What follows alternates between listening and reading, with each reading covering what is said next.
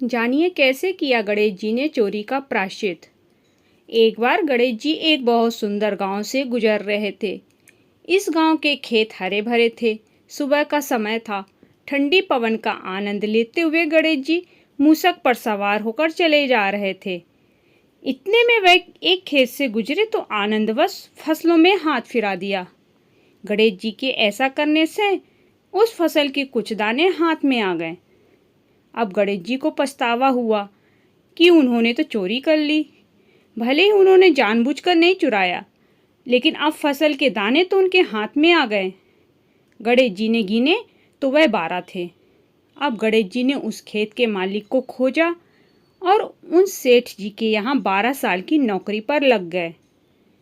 एक दिन सेठानी राख से हाथ धोने लगी तो गणेश जी ने सेठानी का हाथ पकड़कर मिट्टी से हाथ धुलवा दिया। सेठानी ने सेठ जी से शिकायत की कि नौकर ने मेरा हाथ पकड़ लिया। सेठ जी ने गणेश जी को बुलाकर पूछा कि तुमने सेठानी का हाथ क्यों पकड़ा। गणेश जी ने बोला कि मैंने तो बस ये कह रहा था कि राख से हाथ धोने से घर की लक्ष्मी नाराज होकर घर से चली जाती है और मिट्टी से हाथ धोने से आती है। गणेश जी ने सोचा कि गणेश ठीक कह रहा है। थोड़े दिनों बाद कुंभ का मेला आया। सेठ जी ने कहा, गणेश सेठानी को कुंभ के मेले में स्नान करा के ले आओ। सेठानी किनारे पर बैठकर नहा रही थी तो गणेश जी ने उनका हाथ पकड़कर आगे डुबकी लगवा लाए।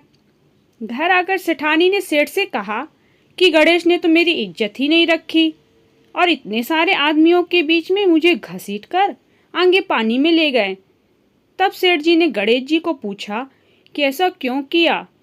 तो गणेश जी ने कहा कि सेठानी किनारे बैठकर गंदे पानी से नहा रही थी तो मैं आगे अच्छे पानी में डुबकी लगवा कर ले आया। इससे अगले जन्म में बहुत बड़े राजा और राजपाट मिलेगा। सेठ जी ने सोचा कि गणेश ठीक कह रहा है। एक दिन घर में पूजा पाठ हो रही थी, हवन हो रहा था। सेठ जी ने गणेश को कहा कि जाओ सेठानी को बुलाकर ले आओ।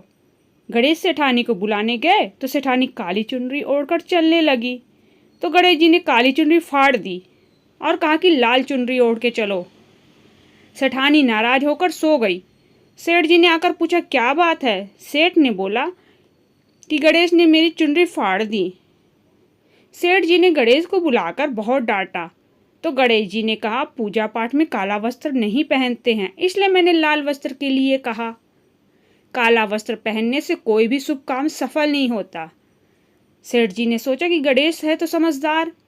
एक दिन सेठ जी पूजा करने लगे तो पंडित जी ने बोला कि वो गणेश जी की मूर्ति लाना भूल गया, अब क्या करें।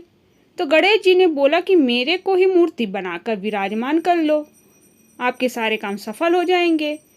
यह बात सुनकर सेठ जी को बहुत गुस्सा आया और बोले कि तुम तो अब तक सेठानी से ही मजाक करते थे, मेरे से भी करने लग गए। तो गणेश जी ने कहा, मैं मजाक नहीं कर रहा हूँ, मैं सच कह रहा हूँ। इतने में गणेश ने गणेश जी का रूप धारण कर लिया और सेठ और सेठानी ने ही गणेश जी की पूजा की। पूजा खत्म होते ही गणेश जी अंतर्ध्यान हो गए। सेठ सेठानी को बहुत धोखा हुआ और उन्होंने कहा कि हमारे पास तो गणेश जी रहते थे और हमने उनसे इतना काम कराया। तो गणेश जी ने सपने में आकर सेठ जी को कहा, आपके खेत में से मैंने 12 अनाज के दाने तोड़े थे, उसी का दोष उतारने के लिए आपके यहाँ काम किया। सेठ जी ने करोड़ों की माया है, गणेश जी महाराज जैसे सेठ जी को दिया वैसे सबको देना, कहने सुनने को सारे परिवार को देना। जय श्री गणेश जी।